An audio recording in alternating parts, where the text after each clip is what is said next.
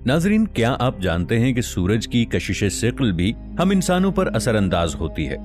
हमारी कायनात में मौजूद वो सितारे जो अरबों लाइट ईयर्स हमसे दूर हैं, वो सितारे मशरिक की जानिब हों, शिमाल या जुनूब की जानिब हों, मगर फिर भी इन सितारों की कशिश सिक्ल का असर हम इंसानों तक पहुंच रहा है और इनकी कशिश सिक्ल हर चीज पर असरअंदाज होती है।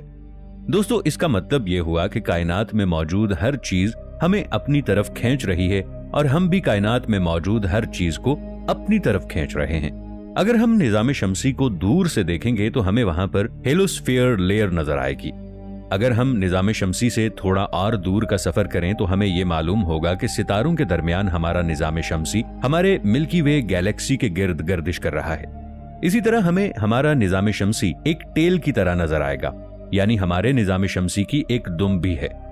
हमारी जमीन और दूसरे तमाम सैयारे इसमें मौजूद हैं। स्क्रीन पर आपको जो धुंधला सा ऑब्जेक्ट नजर आ रहा है, फिजिक्स की जबान में इसे हेलियोस्फीयर कहा जाता है। दोस्तों, क्या आप जानते हैं कि हमारे निजाम शमसी में ये टेल कैसे बनती है? जब निजाम शमसी बर्क रफ्तारी से सफर करता है तो हेलियोस्फीयर निजाम शमसी का रास्ता साफ करता जाता है और इसी वजह से ये टेल यानी दुम बनती है। बचपन से लेकर अब तक मुख्तलिफ कुतुब में हमने जितनी भी सैयारों की तस्वीर देखी हैं, वो सभी गोल शेप में ही देखी हैं। मगर दोस्तों, सैटर्न की शेप के बारे में हमें गलत मालूमात दी गई हैं, क्योंकि ये सैयारा गोल शक्ल का नहीं है बल्कि ऊपर से हमवार सतह का है। ये सैयारा इस कदर तेजी से घूमता है जिसे कि चपटी गर्दिश कहा जाता है। हमारी कायनात में ऐसी बहुत सी चीजें हैं जिनका हम चाह कर भी मुशाहिदा नहीं कर सकते। इसके लिए चाहे हबल या जेम्स वेब टेलीस्कोप और जिस कदर जदीद टेलीस्कोप ही क्यों ना हो, साइंसदानों ने तहकीक के बाद ये नतीजा निकाला कि ये कायनात के सेंसरशिप हैं। दोस्तों, अगर हमें ये पता चल जाए या साइंसदान ये पता लगाने में कामयाब हो जाएं कि ब्लैक होल के अंदर क्या सरगर्मियां जारी हैं, तो हमारी कायनात का निजाम दरहम बरहम हो जाएगा। इसीलिए अल्लाह ताला ने एक सेंसरशिप का अमल रखा हुआ है जो कि हमारी कायनात की हुदूद मुतय्यन करता है और कायनात को एक हद में रखता है। हम ये कभी नहीं जान सकते कि ब्लैक होल के अंदर क्या हो रहा है। इस दुनिया में स्टैंडर्ड मकामात पर जो स्टैंडर्ड वक्त चल रहा है वो कभी इधर उधर हो नहीं सकता और ना ही 5 या 10 मिनट के लिए आगे पीछे हो सकता है। और दुनिया में मौजूद हर बड़ी कंपनी और ट्रेडर इसी वक्त को फॉलो करते हैं। मगर जब हम कभी सैरो तफरीह के लिए जाते हैं तो अक्सर ग्लोबल पोजीशनिंग सिस्टम का इस्तेमाल करते हैं, यानी जीपीएस का। इसका टाइम 100% परफेक्ट है। दोस्तों, आम घड़ियों में टाइम ऊपर नीचे हो जाता है, ये कोई हैरानी की बात नहीं है क्योंकि ऐसा अक्सर हो जाया करता है। मगर सैटेलाइट सिस्टम जो ग्लोबल पोजीशनिंग सिस्टम या जीपीएस मुहैया करता है, अगर इसमें 2 मिनट भी ऊपर नीचे हो जाएं तो हमारे सफर का रास्ता गलत हो सकता है और हो सकता है कि हम भटक कर कहीं और निकल जाएं। दरअसल जीपीएस में एटमी घड़ी इस्तेमाल की जाती है। एटमी घड़ियों को इस कदर मुस्तनद माना जाता है कि इनका मुकाबला कोई घड़ी नहीं कर सकती और इस कदर मुस्तनद होने की वजह से ही दुनिया भर का जीपीएस काम कर रहा है। आमतौर पर जब एक सितारा सुपरनोवा एक्सप्लोजन के अमल से गुजरता है तो 100% यही यकीन किया जाता है कि वो पूरी तरह से तबाह हो चुका है। मगर दोस्तों, इनमें से कुछ सितारे ऐसे होते हैं जिनमें जिंदगी अभी भी थोड़ी सी बाकी होती है और वो बहुत मध्यम तरीके से जल और बुझ रहे होते हैं, यानी कि वो सितारा मर चुका है मगर उसमें जिंदगी की थोड़ी सी रमक बाकी है। दोस्तों, ऐसे सितारों को ज़ॉम्बी स्टार्स कहा जाता है। ज़ॉम्बी स्टार्स इस सूरत में वजूद में आते हैं जब सुपरनोवा एक्सप्लोजन भरपूर तरीके से नहीं हो पाता, तो इस तरह कुछ सितारे ऐसे होते हैं जो पूरे तरीके से तबाह नहीं होते। SN2012Z, HLSIPTF14, SN2006GY ये ज़ॉम्बी स्टार्स की बहुत बड़ी मिसालें हैं। हमारी इस दुनिया की तारीख 15,000 साल तक ऐसी है जिसे किसी न किसी तरीके से बयान किया गया है। मगर 15,000 साल कबल भी इस जमीन पर बहुत सी तहजीबें आबाद थीं। इनमें से बहुत कम रिकॉर्ड मौजूद है जो हम तक पहुंचा, क्योंकि उन वक्तों में कलम कागज का दौर नहीं था, ना ही जदीद टेक्नोलॉजी मौजूद थी कि चीजों को कैप्चर कर लिया जाए। हमारी दुनिया में कायनात की तयशुदा तरतीब में रात का अंधेरा पहले नंबर पर आता है, मगर सूरज इस अंधेरे को रोशनी में बदल देता है। दोस्तों, फर्ज करें अगर सूरज ठंडा हो जाए तो हमारी जमीन को 8 मिनट तक इसके बारे में कुछ भी पता नहीं चलेगा। सूरज के ठंडा होने के बावजूद भी लोगों को 8 मिनट तक मुसलसल हरारत मिलती रहेगी, क्योंकि रोशनी को जमीन तक पहुंचने में 8 मिनट लगते हैं और हमें 8 मिनट बाद ही सूरज बेनूर होता हुआ नजर आएगा। अतारद और ज़हरा निज़ाम शमसी के 2 ही सैयारे हैं जिनके चांद नहीं हैं। एक अंदाजे के मुताबिक हमारे निज़ाम शमसी में कुल 176 चांद हैं जो मुख्तलिफ सैयारों के गिर्द घूमते रहते हैं। इनमें से कुछ अतारद से भी बड़े हैं।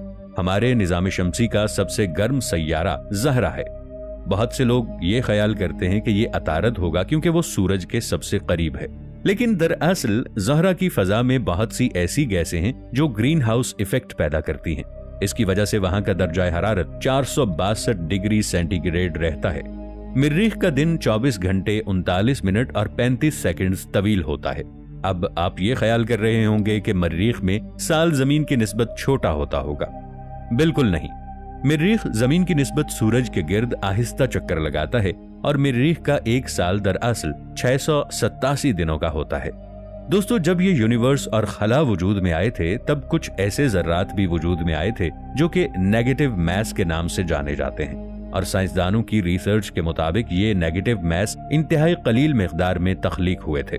साइंसदानों ने रिसर्च के लिए इसके जब कुछ नमूने लिए तो वो हैरान रह गए, क्योंकि कायनात की हर चीज इंसान को अपनी तरफ खींचती है, मगर ये जर्रात इसके मुतजाद हैं और इनका वजन माइनस में होता है। फर्ज करें आपके पास एक चीज है जो नेगेटिव मैस में है।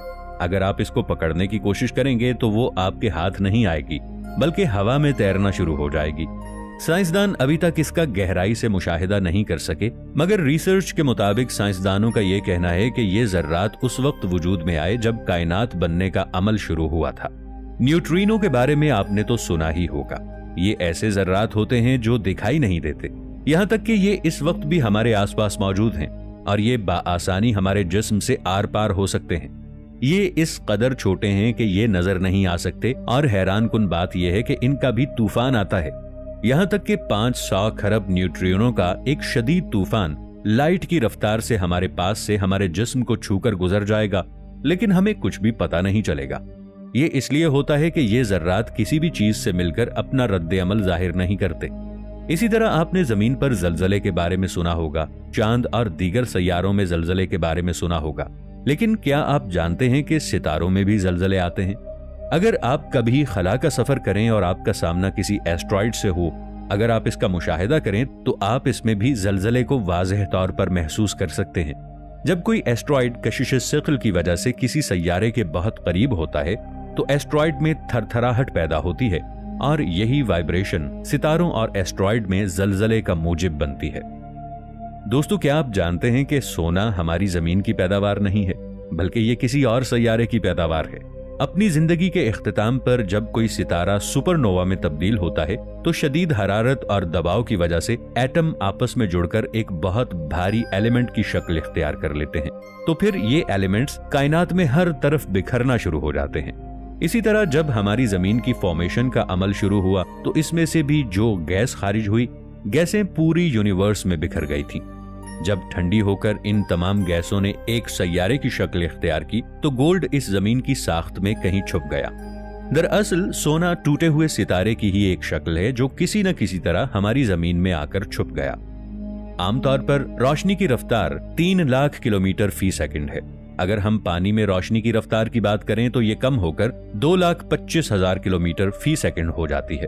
अगर यही रोशनी किसी ग्लास से आर पार हो तो इसकी रफ्तार 2 लाख किलोमीटर फी सेकंड रह जाती है। जब ये रोशनी डायमंड से गुजरती है तो 1,24,000 किलोमीटर फी सेकंड तक रह जाती है। आपको ये जानकर शदीद हैरानी होगी कि 3 लाख किलोमीटर फी सेकंड रफ्तार से जमीन पर आने वाली रोशनी जब BEC मटेरियल से गुजरती है तो ये रफ्तार 17 मीटर फी सेकंड हो जाती है। जैसे ठोस, माया और गैस का वजूद होता है, बिल्कुल इसी तरह BEC मटेरियल ये भी एग्जिस्ट करता है। तो वक्त एक ऐसी पहेली है, इसे जितना भी सुलझाने की कोशिश की जाए ये उतना ही उलझता जाता है। वक्त की शुरुआत जमीन की शुरुआत के साथ ही वजूद में आई थी। दोस्तों, टाइम एक 4 डायमेंशन है जो हमारी दुनिया में मौजूद है। हम इसे देख तो नहीं सकते मगर इसे महसूस कर सकते हैं, और ये वक्त आगे मुसलसल बढ़ता ही जा रहा है। और यही वजह है कि हम अपनी जिंदगी के तमाम मदारिज तय करते जा रहे हैं, और इसी वजह से वक्त के साथ साथ हम पे भी तब्दीलियां रूनुमा होती हैं और हम बूढ़े होते चले जा रहे हैं। ये टाइम के वो असरात हैं जिनको हम सिर्फ महसूस ही कर सकते हैं, जो एक सीधी लाइन की तरह आगे बढ़ता जा रहा है, यहाँ तक कि एक दिन क़यामत कायम हो जाएगी। अल्लाह के सिवा हर चीज फना हो जाएगी। मगर दोस्तों, जन्नत में वक्त की कोई कैद नहीं। जन्नत वक्त की क़ुयूद से आजाद है, इसलिए वहां पर हम हमेशा जवान ही रहेंगे। कोई भी इंसान 30 साल से तजावुज नहीं करेगा।